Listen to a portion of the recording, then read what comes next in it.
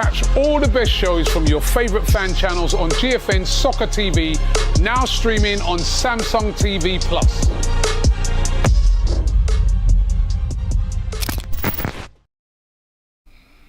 Yes, people, and welcome back to another Live at 5 here at DR Sports. You might have seen a little bit of me in the past, but today I've been handed the hosting responsibility, so we'll see how that one goes. With me today is the ever-present Laurie. How you doing, Laurie? I'm all right, man. Good to see you. Yeah, good, man. Good stuff, good stuff. Well, we've got quite a bit to go through today. It was quite a dramatic day in the qualifiers yesterday. We got England, we got Ronaldo still scoring goals. Haaland with his 5 goals. Verde and Cameroon, a little bit of a drama there of Andre Onana. Nigeria in a bit of trouble, as well as the two South American sides, Argentina and Brazil, both losing. So we'll get straight into it then. England versus Serbia. To be fair, I think this would probably, you could say this has been Thomas Tuchel's best performance. Oh, without a doubt. Without a doubt. And there was a little bit of pressure on him going into this game because, let's be honest, some of the performances prior to this have not been great, even though they've been winning ones. Notably the game against Andorra, dead game, only won 2-0, should have beaten them by at least 3 or 4.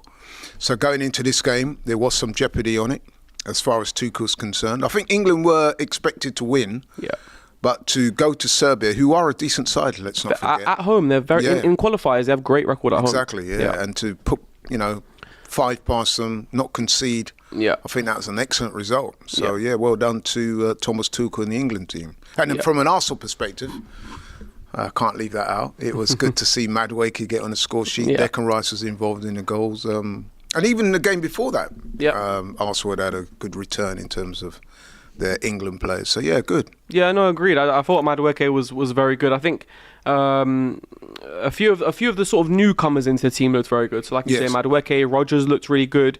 Elliot Anderson, I think, is slowly becoming one of England's most sort of consistent players. And I think they said it was 2 back-to-back man of the match performances for him. Yeah, I mean, the yesterday's one, I don't know if Declan Rice got it in the end because he did get 2 assists. Right. But Elliot Anderson did play really well. Yeah. And he gave the pass to assist. I know that doesn't really count for anything nowadays, but it gave the pass to assist to Rodgers, who then laid off Madueke for his goal. And that was a nice pass in itself. That was. So Elliot Anderson slowly sort of putting himself in contention. The only problem he's got is that midfield is pretty stacked. Well, to me, the whole team is stacked with players. I mean, we've got what I would call almost an embarrassment of riches in most positions. It's up to the manager to get the best out of these players. But if you look at that squad, right across the squad, from goalkeepers through to defence to midfield. I mean, there was at one time, there was always this thing about, left side, the left back position and stuff. But even there, now we're strong, man. You got to be honest and say that we're going into the North American World Cup with a lot of players there that, there can't be too many excuses unless you come up against a prime time France, Argentina, Spain, France, or one of them. And you know what I mean? When you meet up with them teams early in the tournament, in the knockout stages. But other than that, I think England should be getting to at least semi-finals, finals, even winning it. Yeah, I think the problem that Thomas Tuchel's got, and you kind of alluded to there, is that, so for example, they played really well yesterday, right? But there's no Saka there, no Palmer there, no Bellingham there, a few other names you could probably, maybe, I don't know, like a Luke Shaw or a Stone. So there's still a bunch of players that realistically probably will be started, especially, like I say, Bellingham, Palmer, Saka. I mean, that was a problem that Southgate had at the Euros, right? He tried to shoehorn Foden a left side, didn't really work. So again, it's like going into another tournament, do you play Bellingham in an 8, which he's fine, but he's not as good as when he's in the 10 and he has that attacking freedom? Do you play Palmer on the right, but then Saka's better there? So that's the issues that I think Thomas Tuchel's going to have going into it. But to be fair, in defence, they're looking all right. I mean, Gahey with yet another really strong performance. Scored as well. Scoring as well, exactly. I believe that I reckon that's probably his first goal for England. I think it is. I know it was also Konsa's first goal for England.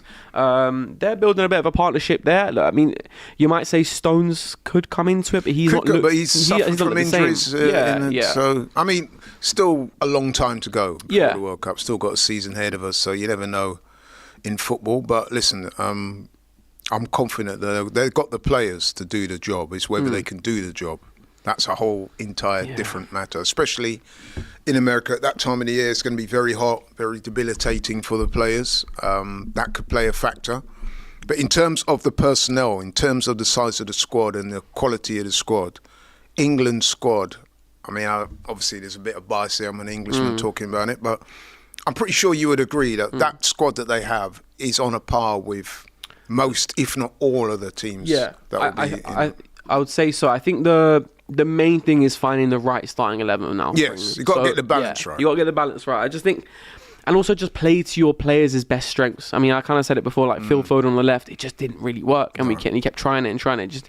But like, for example, why Spain was so good at the Euros is because the manager looked at the team and went, right, Yamal and Nico Williams, there are threats. Yeah. Get the ball out to them in 1v1 situations as many times as you can. Do it again and again and again.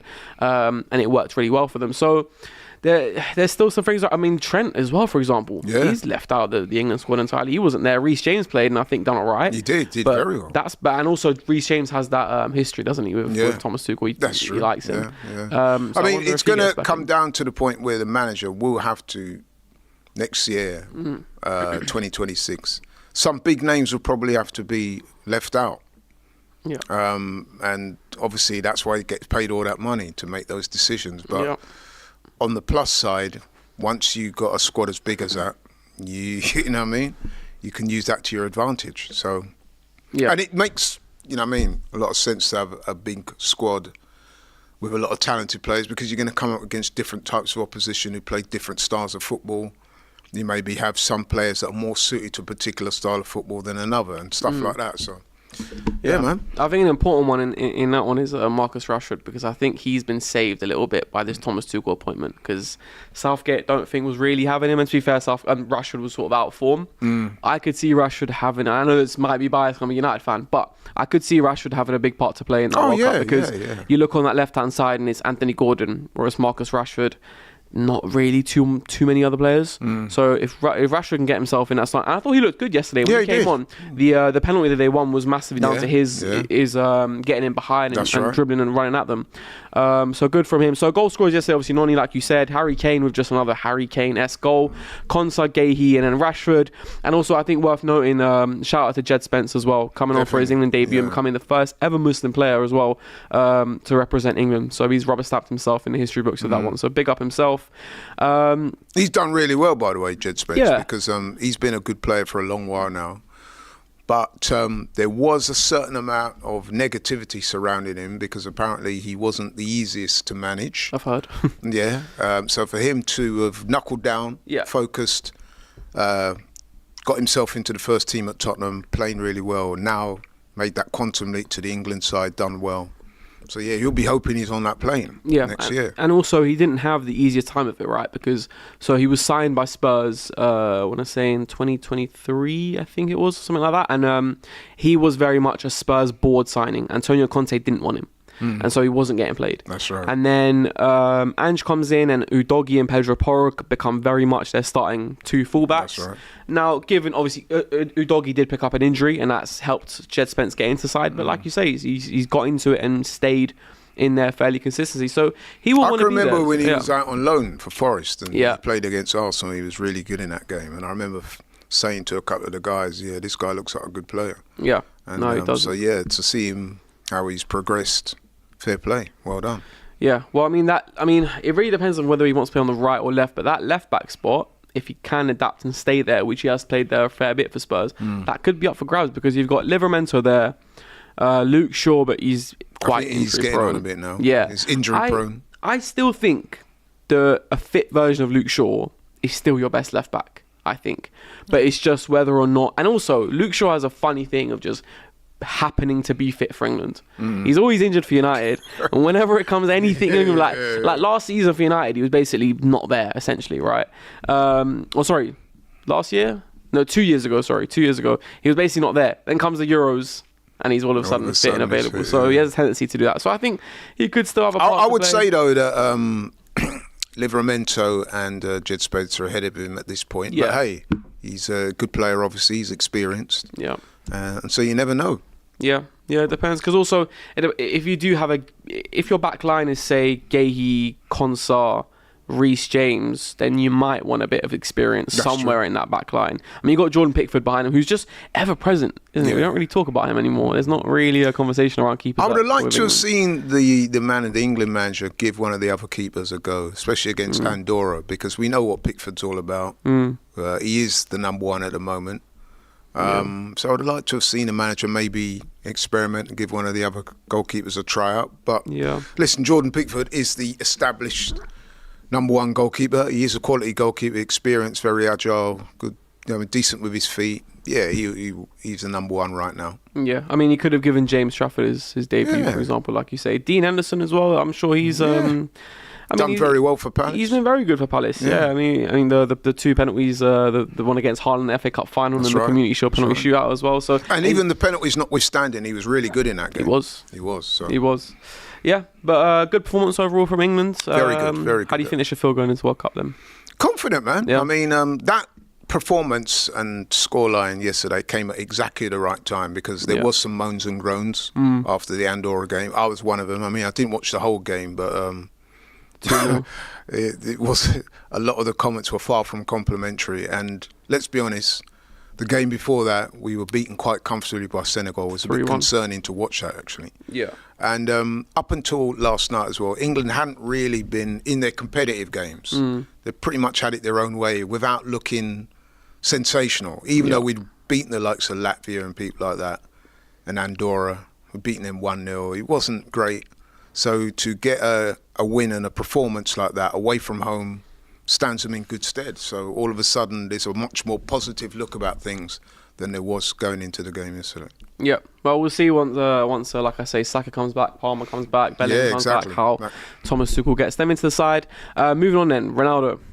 Still speaking about him. He's still amazing, isn't he? He's still a topic of discussion. So Cristiano Ronaldo equaled the goal scoring record as Portugal edged past Hungary in their 2026 World Cup qualifying match. So he's let me have a look here. So he's equaled the joint highest ever goal scorer in terms of qualifiers. So alongside Guatemala's Carlos Ruiz, and 3 ahead of Argentina's Lionel Messi. So he's Messi. He didn't play against Bolivia, so was it he Bolivia? Didn't. I don't think. He didn't start. Let me double check. He didn't start though.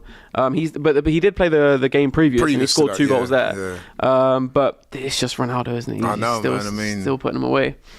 Yeah, he's an amazing player. I mean, I've got to say though, I'm surprised that he's still around. I thought that he might have had his swan song. Agreed. At the Euros and that, but hey, if he's still doing his thing, age is just a number, right? Yeah, I mean, at the end of the last World Cup, the scenes of him walking off down the tunnel, and then the cameras followed him. That's right. I thought that was it. And to be fair, I thought that for Messi that was it as well. But I think it's looking like they're both going into it. And they're both going to be playing. Yeah, that'd be great. But I mean, to be fair, I think Messi still has a little bit more to give than Ronaldo. The problem is with Ronaldo right now is he's essentially a one-touch finisher in the box for the most part. He's not really giving you too much else. But it's one of those where if Portugal can galvanise themselves enough in that tournament, because you saw the way in 2022, the way the Argentinian players, that was for Messi. Yeah. Everything they did in that tournament, they were obsessed with getting Messi this World Cup. So were the officials. There was a bit of that. There was a few World Cup calls, a penalty call. Sorry, we've got to be honest and say there was a lot of that sentiment. I think so. Okay, you can argue that Argentina were the best team, but come on, there were some moments in there that were a little bit. Yeah, I think he scored 5 penalties throughout the tournament, or something like most. So I get that, but it is insane that Ronaldo's going into what will be his. Yeah, with Ronaldo, I mean, I don't know about you. I'm not sure if he should be starting games for Portugal, but I'm sure they can. Utilise him from the bench as some kind of impact sub when you need something out of nowhere. But I'm not sure if he'd be starting. What do you think? I think he will. You think he will? Yeah, I think Roberto Martinez is when he was brought in, he was kind of told, look, Ronaldo. Really? Yeah, I think so. Because the last manager, we saw what happened at the World Cup when obviously Ronaldo was dropped, and then they played Gonzalo Ramos, and then there was that whole image where Ronaldo's on the bench and all the photographers are surrounding him, and they've got no concern about what's going on in the game. So, because I must admit, I was slightly critical of Martinez for that reason. He would appear that he didn't want to leave Ronaldo out of the starting lineup for any reason. Yeah. In fact, he said that, didn't he? Yeah. He was actually on the record as saying that he wouldn't do that, and I thought that was quite poor from him.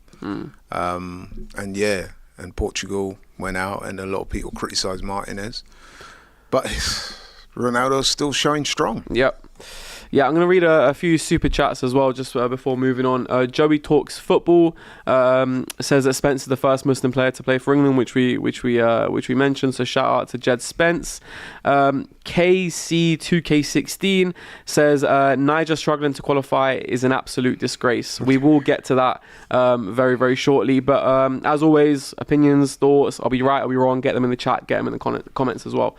But yeah, going back to Ronaldo. The thing is for me with Ronaldo, it's like I can understand it when they're playing against sides where they're expected to dominate possession. It's just if you come up against a said France or a Spain where you're gonna have to press, you're gonna have to defend, it feels like you're carrying a passenger, isn't it? So he's still got a bit to give. Like I said, he's a first touch finisher inside the box, and he's still kind of got the gravitas and sort of, he's got that cult of personality. Yeah, he's got that aura.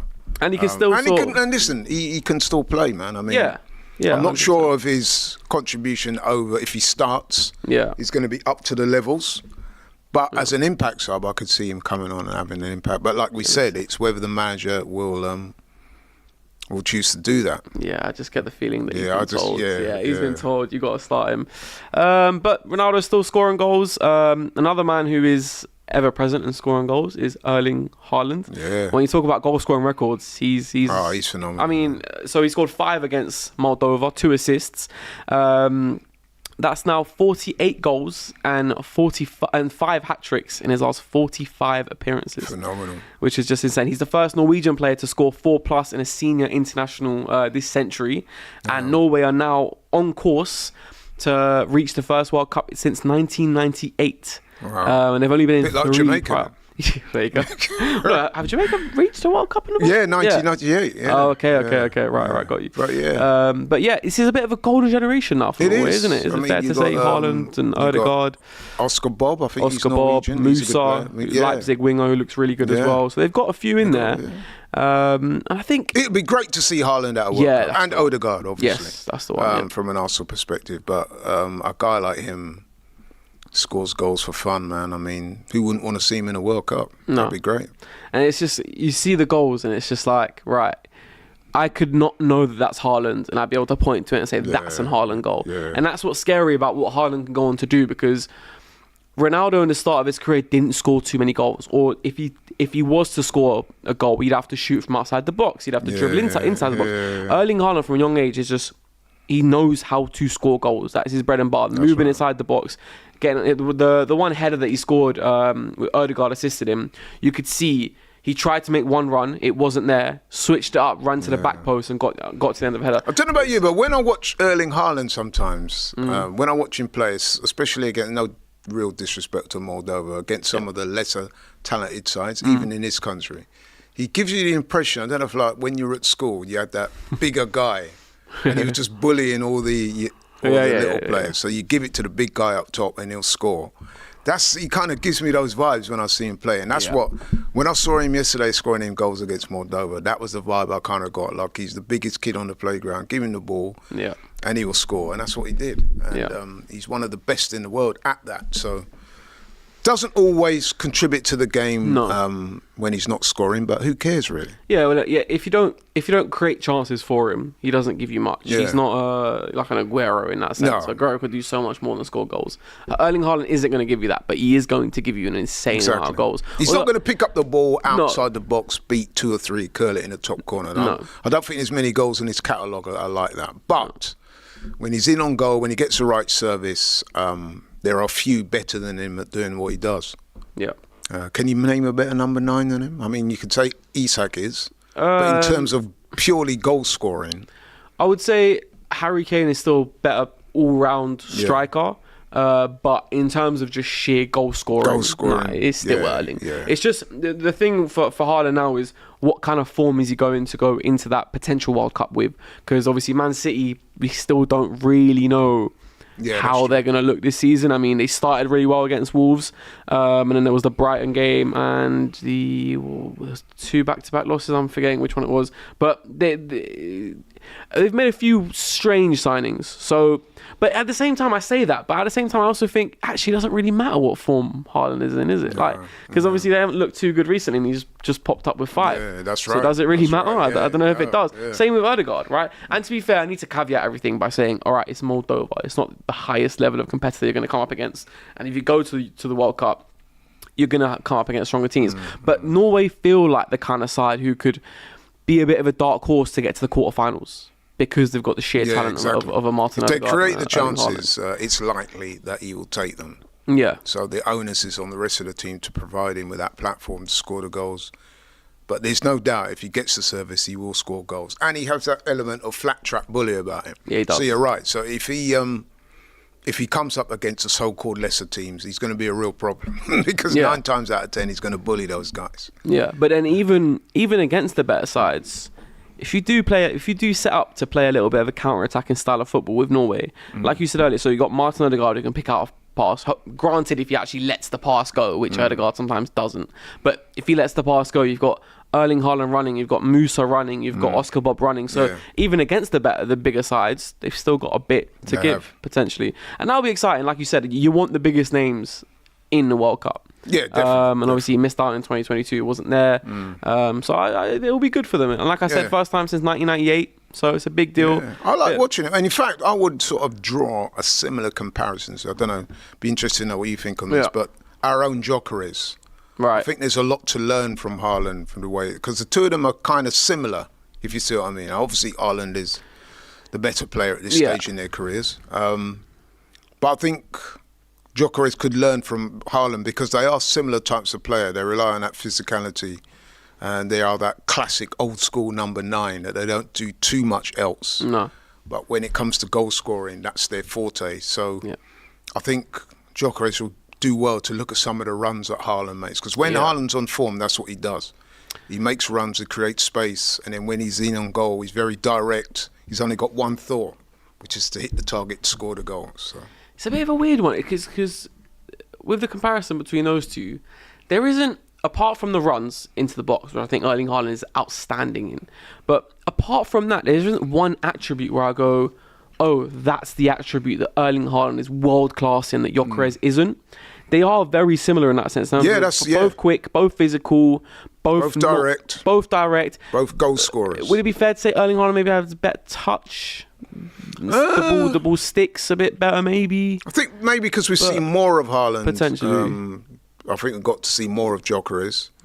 But Gyökeres does give me that vibe, if it makes sense. About making the ball stick?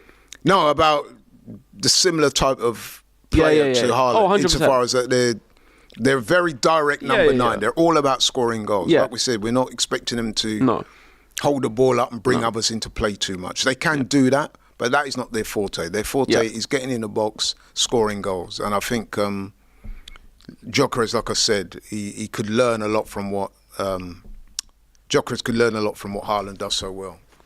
Would Gyökeres be a closer comparison to a Lukaku in terms of the first? Because remember the first time where we saw Gyökeres for Arsenal, there was that chance where outside the box where he's running through and he's just got jammed and it's just stuck. But you know what? I mean, in that next game against Leeds, he scored a very good individual goal in that game. So listen, man. I mean, Gyökeres, he's not the finished article, but he is a hell of a player. Yeah. And I'm convinced that if Arsenal use him correctly, see, this is what it is with Gyökeres for me. Now that Arsenal, and obviously we don't want to digress too much into just talking about Arsenal, but I think if Arsenal are going to get the best out of Gyökeres, they've got to learn to tweak the way they play to account for him, to allow for him to do his damage up top. Because as I said, he's not that type of guy that's going to hold the ball up. He's different from what Havertz was doing. He's different from Jesus. Jesus is more of an when I say old school, he's more of that sort of more flamboyant type of footballer that can score goals. Gyökeres is just that man he's all he's focused on is scoring goals. And I like that personally. Yeah. He just wants to score with his first touch. Yeah, and I just want to see a striker that scores goals. You know what I mean? I'm not too bothered about beating players and showing all this elaborate skill. That's fine, don't get me wrong.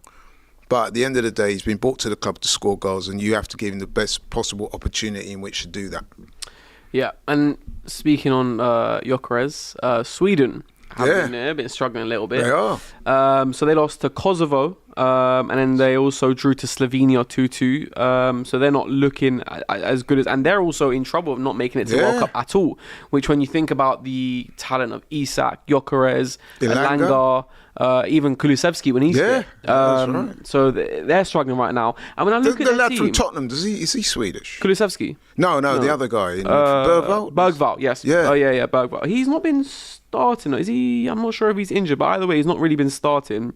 But when I look at Sweden right now, I just think... So they set up in a 3-5-2 with split strikers. And to be fair, look, it's worked for them a bit in the past, so who am I to question it? But when I look at the players that they've got, I think when it comes to international football, personally, in my personal opinion, forget systems and forget style of play and just play or set up in a way which will suit your best players. That's right. Because ultimately that is what international football is about. Like, it's not, you don't have enough time on the training ground to think about systems and a philosophy of football. You can add a manager's touch and a particular style of way. You can adjust it for sure, yeah, but you don't have enough time on the training ground, like I said, and you also don't have the transfer market to bring in players that suit your system. So when I see this 3-5-2, I'm a bit like, all right, well, I see a place for it for Gyökeres, and I see a place for it for Isak, in terms of those two split strikers. But then Elanga, unless you're playing him right wing back, which I don't think he's played there much for Sweden, and then when Kulusevski comes back as well, you don't really have a place for him.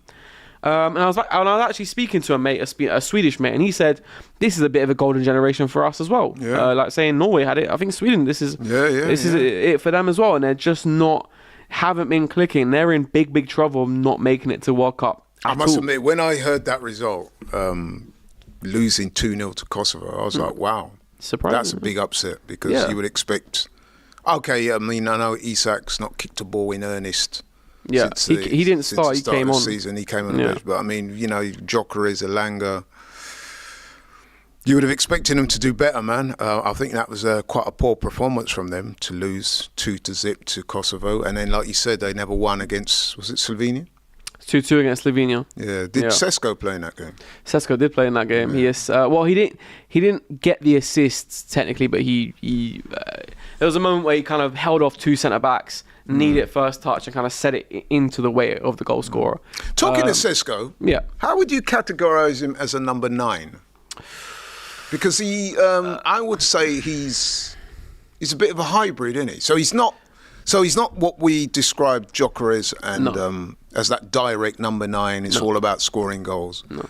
But then he's not what I would call that player that picks up the ball, beats 3 or 4 players, or 2 or 3, and puts it in the top corner. So what is his? How would you describe him? He is different. I don't know if at the world class level we've seen a striker quite with the same profile.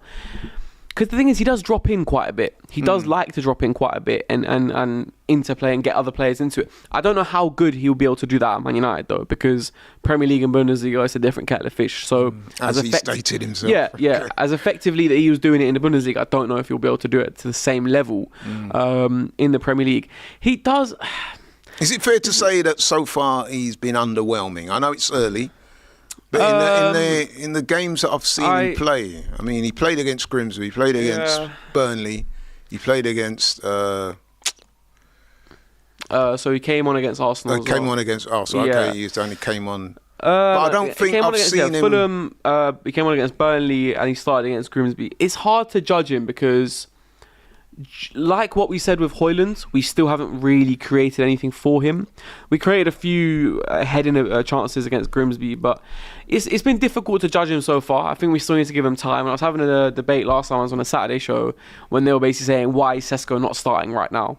And my argument was, I'm not against him not starting right now. While I have my issues with Ruben Amorim aside, this decision to not necessarily throw Sesko in straight away, I don't mind. Because I think we've brought Cunha and we brought Mbeumo in who can both score goals. There is still enough goals in that team to allow Sesko to bed in a bit slower. We've done this constantly at Man United where we've thrown young players into the forefront when it's too soon. We did a Garnacho last season. He basically played most games when realistically he should be bedded in a little bit better than he was. Yeah. So I don't mind him not starting. Am I underwhelmed? Maybe slightly, but I think it's too soon to really judge him. Yeah, it's too harsh. But what did you make of his statement, though? I mean, did you see the statement or the words attributed to him? Which one? Basically, he was saying that, look, you know, he didn't say he was struggling. Right. I wouldn't go as far as to say that, but he did seem to indicate that he did say that there was a big difference between the Bundesliga and the Premier League. Yeah. And that he's not up to speed yet and he's working hard. And some people might look at that and opine that it was a little bit negative, the way he was coming over. Okay, so I've just gotten it up now. So he said, the level of the matches is certainly much higher. The players and my teammates are also at a higher level. After all, English football is at the highest level in the world football, but I'm very much looking forward to the coming period. Also because I'm getting better and faster in every training session, and I'm also progressing in my football mentality every day. I think that's... Now, some people might look at those words and opine that there's a little bit of negativity in there. So he's basically saying, look, I'm behind the 8 ball. Yeah. This is a really hard league and it's going to take me time. Now, you can read into that two ways. One, you can say, well, look, as he said, he's getting better and faster every day. Yeah. So that's a good thing. Or you could look at it and think, this guy's already acknowledging the size of this task. Yeah. He's massive. Is he really that guy? Because, I don't know. What do you think? Well, Ruben Amorim's done a bit of that as well, sort of. Yes, downplaying our chances. And Or would you prefer your striker to say, look, man, I'm here. I can't wait to get started. Yes, I've not scored yet, but you watch. I'm here. You know what I mean? I would have preferred the latter. Rather than saying, this league, man, oh, gosh, I've never seen anything like it. I'm not struggling, but, you know what I'm saying? The thing is, though, if he comes and says that after the start that United have had and after him not necessarily impressing, he knows the reaction that he'll get from opposition fans, and he knows the reaction he'll get in the media. It says if he comes out and says all this and that and then doesn't score the next 3, and then we're in the October international break, and then it's November and he still hasn't scored since running in August, then those quotes look really bad. So I think he's probably just being critical of himself. I don't necessarily mind it too much. Okay. I don't think he's that kind of striker, and some fans won't like that. You know, he's never going to be a Zlatan type to just say I'm here to score goals, I'm going to score, or even like an Erling Haaland type. I think the confidence comes with scoring goals and such.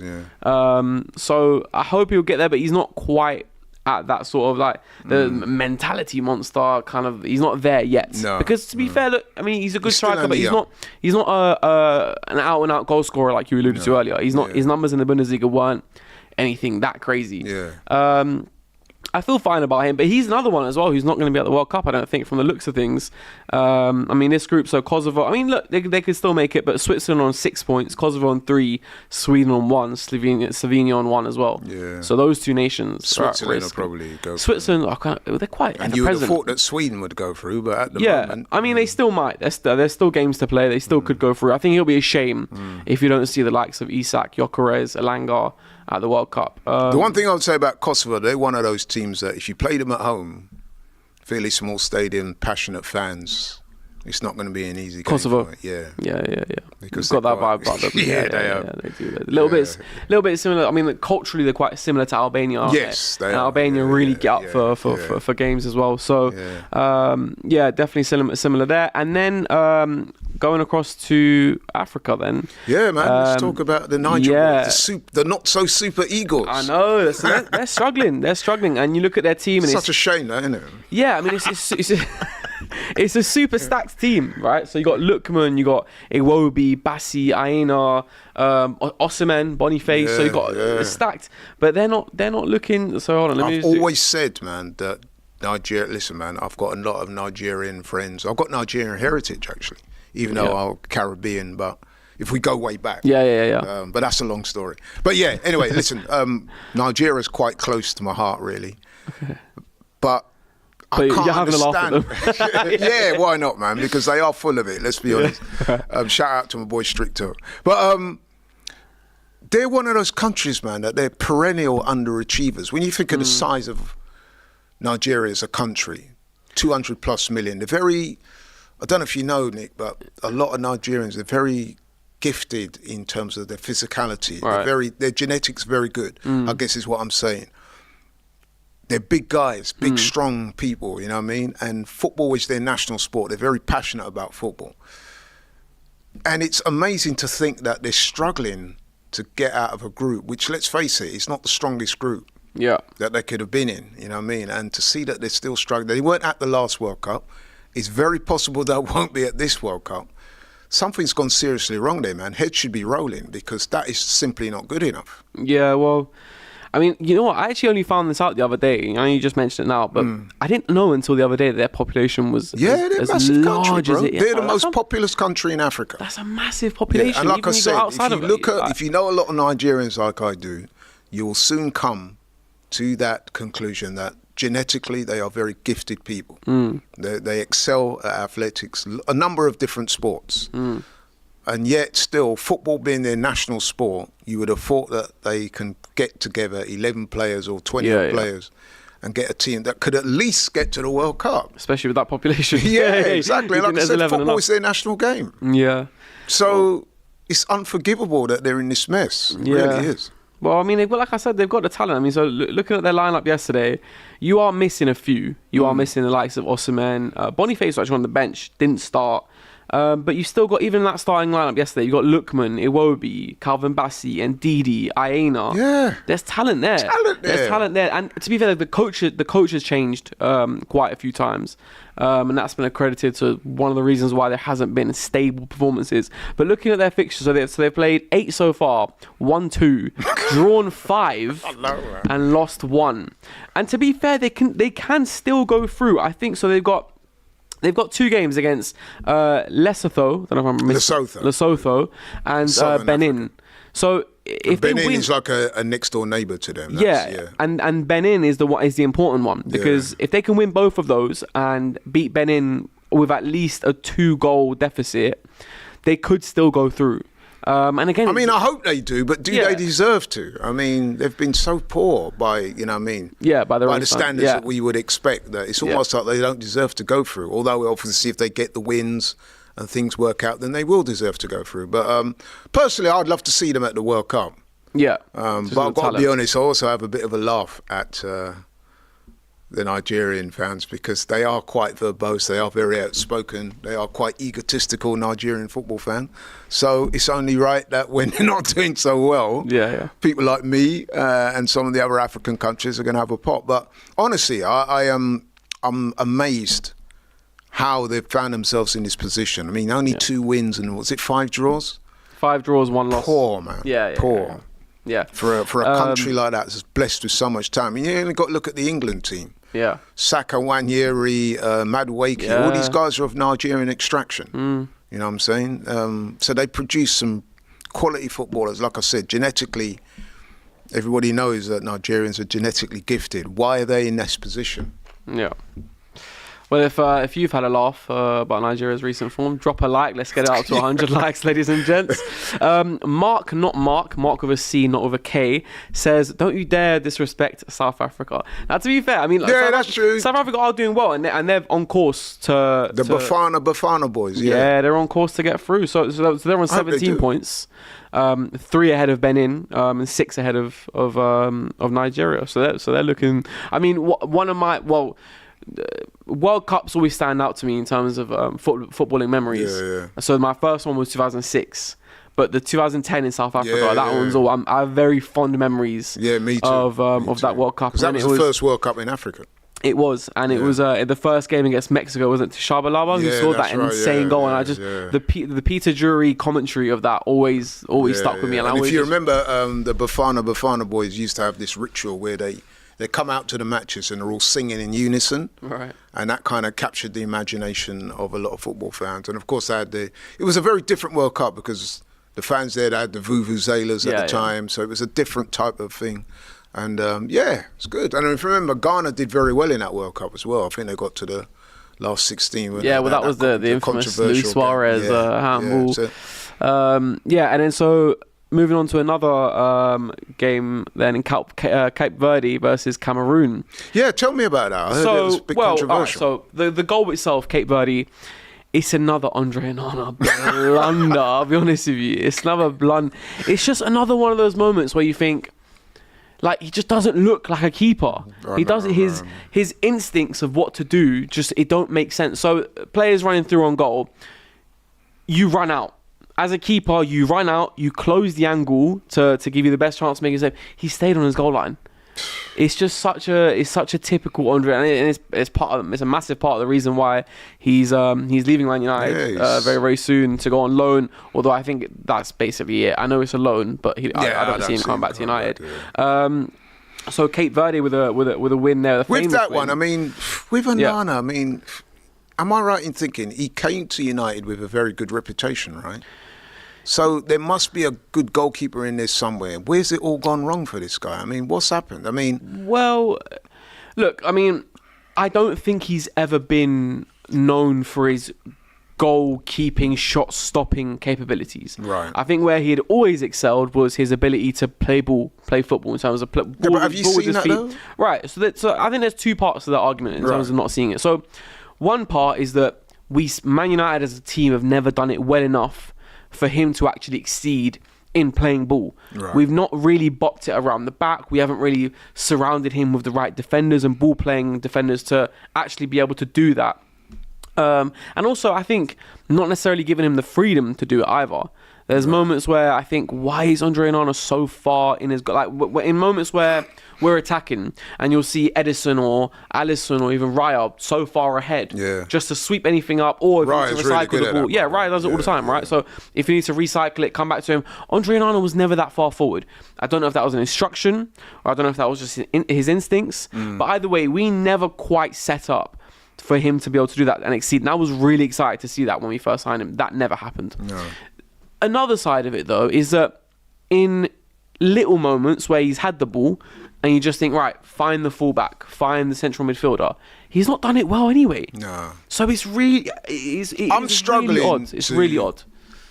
See any facets of goalkeeping that Onana is good at. I've got to say, in all the time I've seen him, I've always seen a goalkeeper that is error-prone, lacks concentration, makes rudimentary mistakes that lead to goals. And I'm thinking, wow, this guy is really not that good. Yeah. But having said that, I'm reliably informed that when he was at, was it Milan? Inter Milan. Yeah, he had a good reputation. He did. For being a good goal stopper. He did. But we've not seen that in the Premier League. On top of that as well, and I've got to say this, Andre Onana, he's one of those people in life that he has a very elevated opinion of himself. He just strikes me as that type of person. You've seen the little spat he had with Matic and stuff like that. Yes. Where he seems to think he's better than he is. And I think he's one of those guys that needs to humble himself and knuckle down and work on his game. And another reason why I say that as well, you spoke about Cameroon.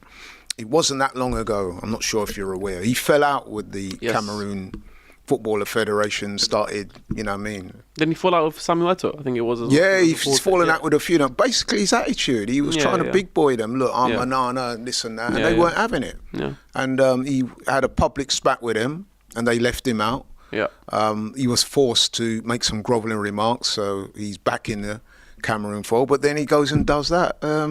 Off the back, by the way, of some of his really poor United performances. So Onana needs to, as we say in England, wind your neck in, work on your game, and let's hope for his sake that the loan move at Trabzonspor goes well and that he can build his career back up. Because at the moment, his career, man, is in... It's in trouble, it's in serious trouble. It's funny as well that you say that about Andre Onana because so reports came out after his loan was guaranteed or was going through.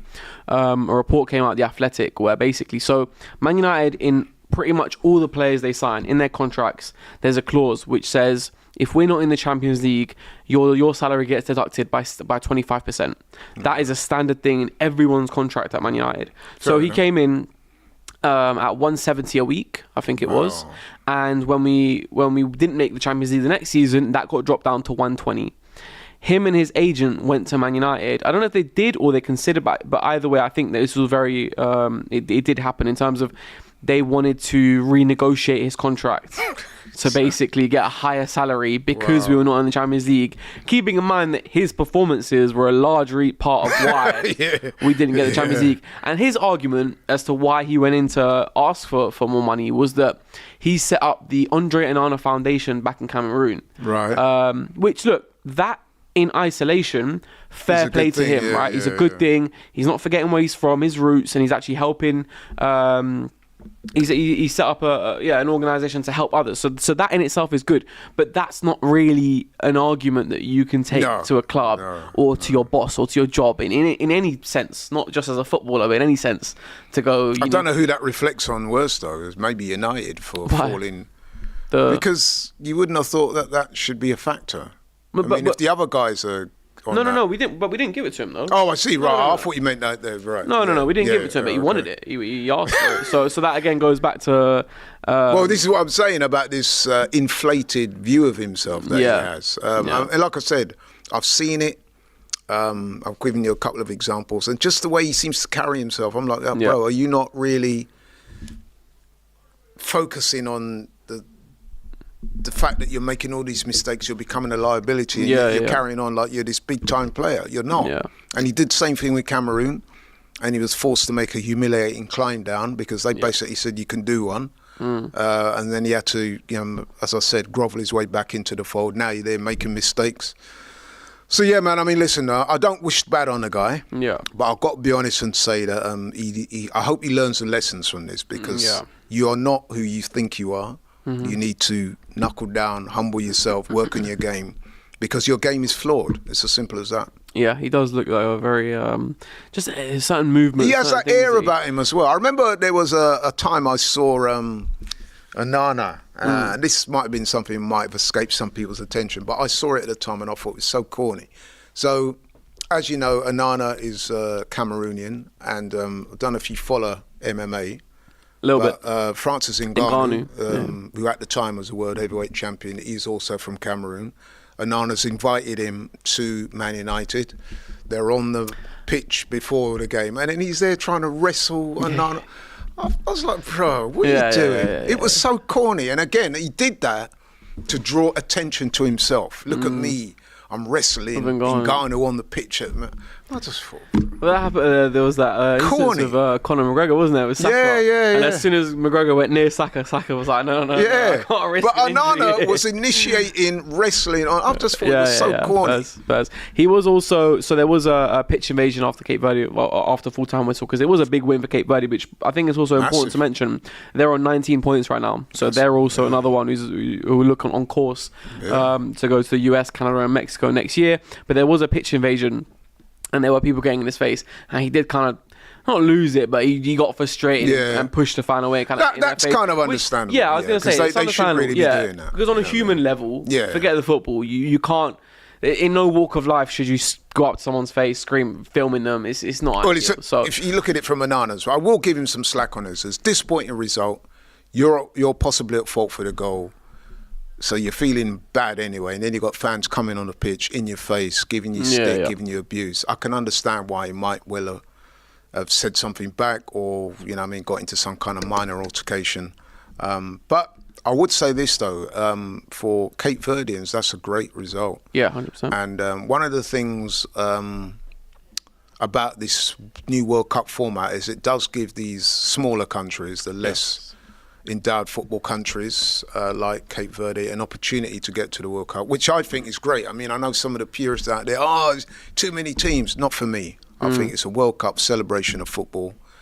I'm not saying they should let everybody in it, because that would devalue the tournament, but personally, I'm quite pleased to see more teams being in this World Cup. Yeah, well, if they do make it, which, like I said, they're on course to making it, it will be their first ever World Cup appearance, which is always nice to see. My only thing is just that I just hope that there's not too many games to the point where the interest isn't there as such. Because even in previous World Cups, there's still some games where they're not as. But having said that, bringing everyone together, I still like it. Yeah, so I think the advantages outweigh the disadvantages. I mean, I hear what you're saying. Also, some people have suggested that the quality might dip if too many of the lesser teams go through. I mean, so for example, we've seen Norway smoke Moldova 11-1 now. You don't really want to see too many of those once we get to the World Cup, which if you have a load of teams that, they're playing in the World Cup for the first time and they've come through less arduous routes to get there, then you might get those results. But on balance, I still think it's a good thing that there's more teams in the World Cup this time. Yeah, agreed. Another super chat from Harold Holst Sver. I don't think I'll get the full surname in. But Haaland, Isak came same time. Haaland more assists. Not entirely sure what he means by that in terms of Haaland and Isak maybe sort of coming through at the same age. But Haaland more assists. Is he saying that Haaland's potentially a better... Yeah, I think that's what he seems to be suggesting. Yeah, I mean... Yeah, which I think, look, we still... Isak obviously had a great season last season. He's still not had a pre-season or anything of the sort. No. So that the performance that we saw from him, whatever it may be, is not nearly at 100%. No. And I actually don't know when we'll see him start for Liverpool.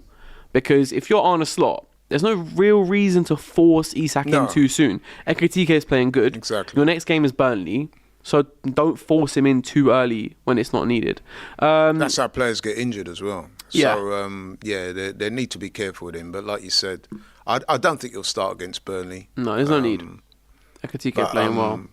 It'll be interesting to see what he's like once he's up and running, because tremendous talent, as we've all seen. So how Liverpool will accommodate that front line. Yeah. Wow. Yeah, we'll see. We'll see. And his Liverpool teammate Mohamed Salah, who will also potentially be at the World Cup as well. So Salah, so Egypt did draw 0-0 to Burkina Faso, but they still look on course to get there, which will be again, it's another one of those where it's only their fourth. It will be their fourth World Cup. Their last one was 2018, where Salah did make 3 appearances but lost all of them. So for Mo Salah as well, this is new grounds. They were quite disappointing in that World Cup, because a lot of people, they were African champions or something like that. People thought that they would do well, but they underachieved a bit. I mean, Marmoush is Egyptian. Yep. Apparently got injured, didn't he? That was the next one. So Marmoush did pick up a knee knock that has ruled him out of the Manchester derby, which there will be a watch along. DR Sports, tune in 4 p.m. on Sunday, guys. But yeah, Omar Marmoush will be out of that one. Marmoush for me is still a bit of a weird one when it comes to Man City. I still don't fully get it, if I'm being completely honest with you. In what way? Because I just think Marmoush for me is kind of... I mean, I kind of might get it, but the reason why he worked so well where he was at Frankfurt was because him and Ekitike split strikers. Marmoush ran in behind, Ekitike dropped. It was a perfect partnership. Now you've got Marmoush playing on the left for the most part, because you're not going to drop Erling Haaland. Yes. Yeah. He's not a left winger. And yes, I understand he drifts in, but you're not getting the best out of him. And I feel like with Man City signing, sometimes we kind of forget how much they're spending. They spent like 70 plus million pounds on him. And while he's shown glimpses, he's still never really got going for Manchester City. I thought he's pretty good towards the end of last season. He was. He's good.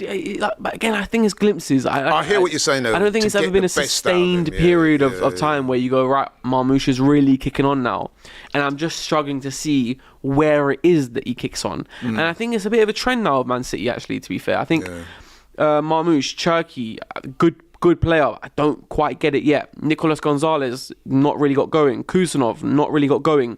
You signed James Trafford and then Donnarumma. There's a few signings there with Man City, like a recent transfer business. I just don't fully understand. Yeah, I hear you. And he's another one. But he should be good for Egypt. Yeah, I mean, I think my overall opinion of Marmoush is a very talented player. I think in time he will be a good signing for City.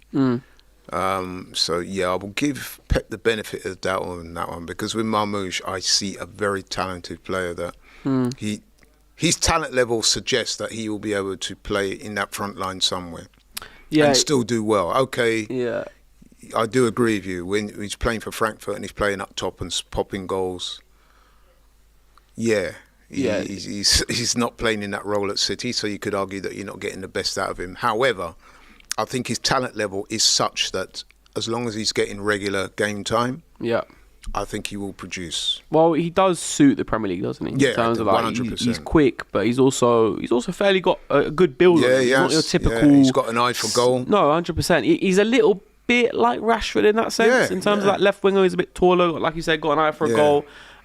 He's different. He's a different profile. And what I like about him is that he can create something out of nothing. He can. So some of the goals he scored outside the box, dribbling, things like that. Those are assets that every team needs. Yeah. We've been crying out for that at Arsenal, which is why we're so excited to get Eze on board, because we've not had enough of that.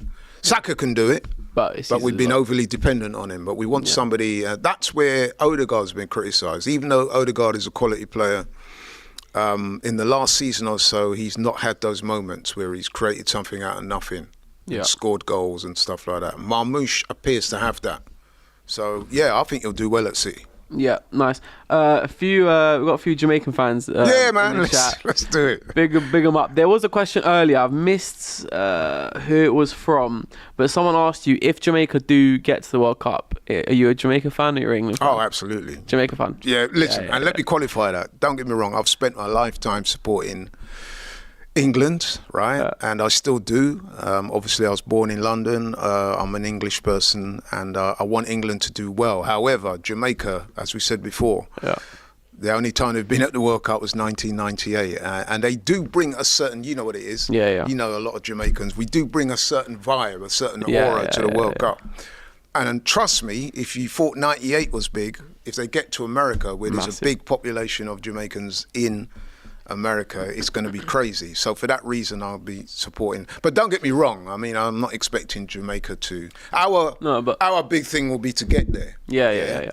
But obviously, England are likely or possible winners. Jamaica just getting there is massive for them. So I'll be supporting that. But at the same time, I'll be supporting England as well. Yeah. So yeah, similar for me. So I'm like. For those who might not know, from Iranian descent. So we're always at the World Cup, to be fair. We haven't missed one since 2006. We're always there.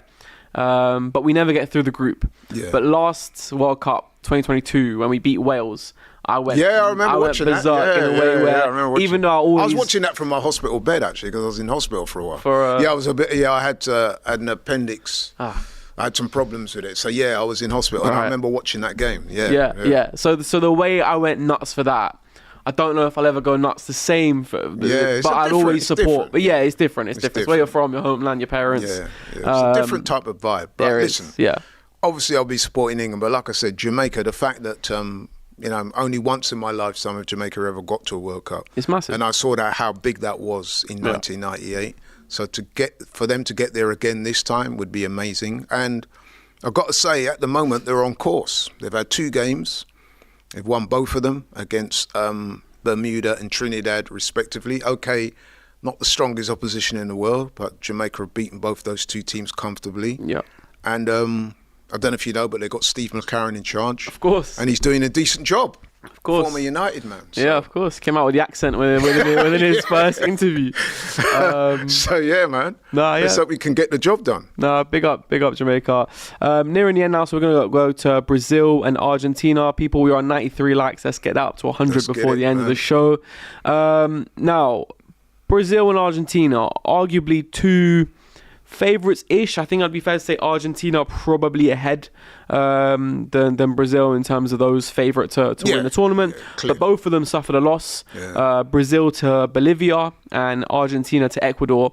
One thing I will say about the Bolivia game, the game, so where Bolivia play their home games is the highest altitude stadium in world football.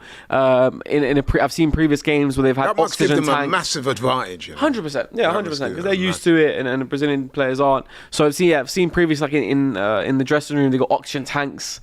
I've seen players throwing up on the side of the pitch. I've heard about it's intense. It's hard. But I will caveat that loss by saying that Brazil didn't play their starting 11 because they're essentially already through.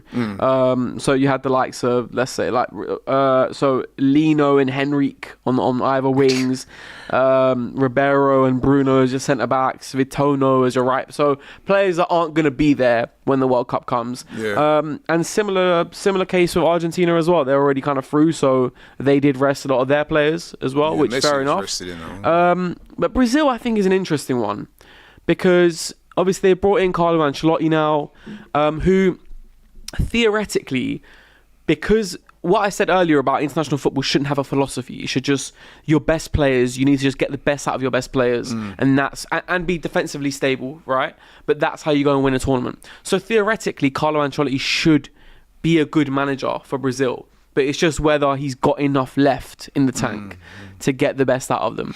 Because there is talent there. You get Vinicius playing, you get Rafinha playing, Rodrigo, you got him now, Richarlison, who, all right, say what you want about Richarlison, but he does, last World Cup, he was pretty good playing as a 9. So if you can get sort of talented players, and then also you've got Gabriel, Marquinhos. The fullback areas is a concern for Brazil. They haven't really got much there.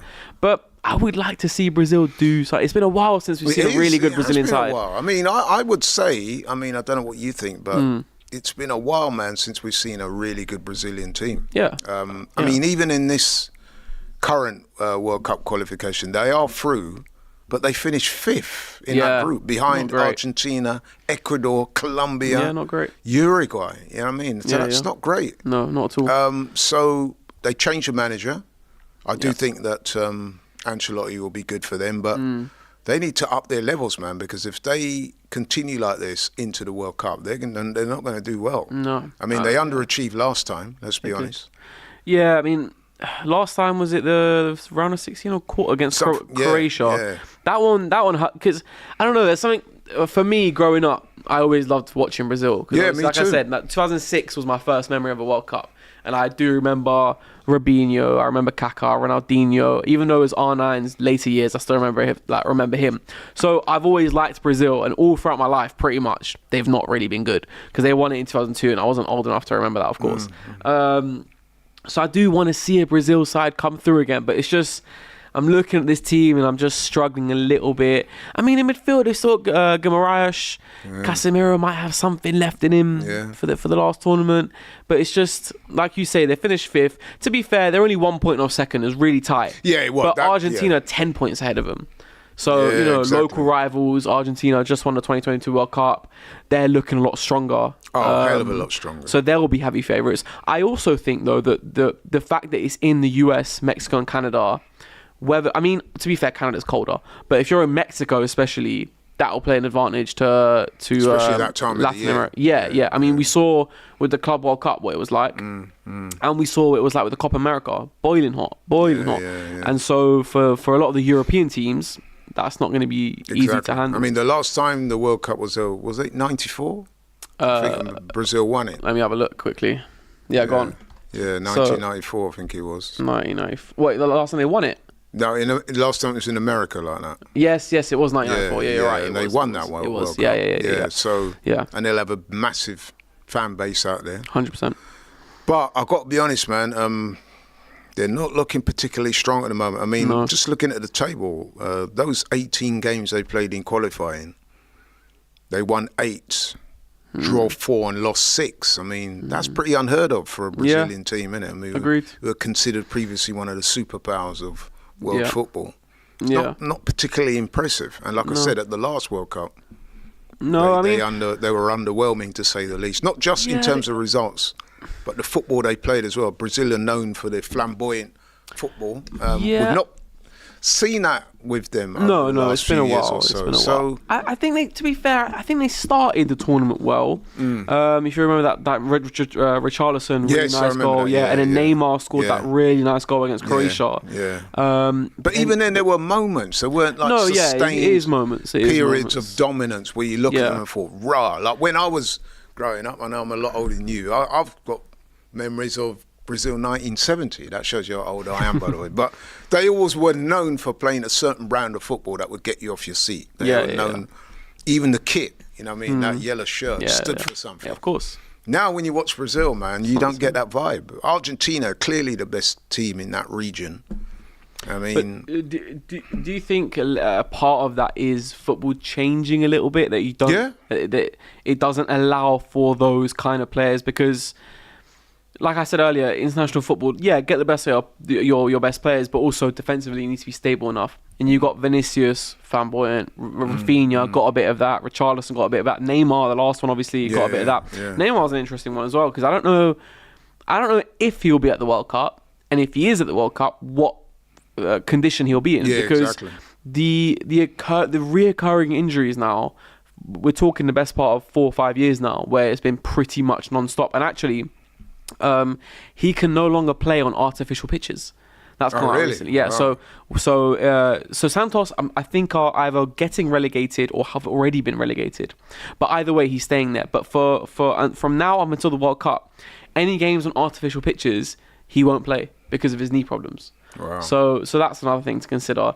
I spoke about a last dance for Neymar at the World Cup, but you're struggling to really see if that'll really happen for him, which is insane because Messi's going to be playing, Ronaldo's going to be playing, but Neymar's injuries have just... Given what we've seen so far, I can't see Brazil winning the next World Cup. I mean, I know it's still a long way off, and they do have some quality players, and they do have a new manager, a quality manager, who could get the best out of them, but I've got to be honest, based on what I've seen so far, I can't see it. But, we'll see. Yeah. We'll see. All right, well, we'll leave it at that. We have got Premier League football back. Yes. Finally. Great to have Premier League football back. And you have Forest at home. And Postecoglou's Forest at home for your first game back. Yeah, man. There's a lot on that game. There was a lot on it before, even more so now, given what's happened with Forest. Yeah. Sacking their manager, Nuno, and obviously Ange been appointed, so he gets to reignite his rivalry with Mikel Arteta. Yeah. Listen, man, I mean, we're at home. We should win. Yeah. I do expect Forest to put up some stern resistance, but I am expecting Arsenal to win. If we're going to win the title, no disrespects to Forest, but Forest at home, we have to be beating them. It's as simple as that. Yeah, we'll see how that goes. We'll see. Who you guys got? Sorry? We've got Man City. Yeah. We've got Man City, Manchester Derby. Yeah, it should be. Yeah, Man City. I mean, we're funnily enough ahead of them in the league. Put up more points than them. So we'll see what happens with that one. It's two very unpredictable teams at the moment. But they're coming off the back of back-to-back defeats. Back-to-back losses. Yeah. I mean, that first game was so good, and everyone spoke about Man City back in the title race, and it's been anything but ever since. I think it's at City though, right? It's at City. Yeah, so but we beat them there last season though. Yeah, you did. We did. Ahmad the last minute goal and the penalty we won as well. We'll see. Two very unpredictable teams. Looking forward to that game. We're doing it on DR Sports as well, right? Like I said earlier, 4 p.m. guys, tune in for a watch along Manchester Derby. I'll be there myself as well. I think I'll be there as well. Nice stuff. Right, we'll leave it there. Thank you for tuning in. As always, like, share, and subscribe if you haven't already, and we'll see you guys on the next one.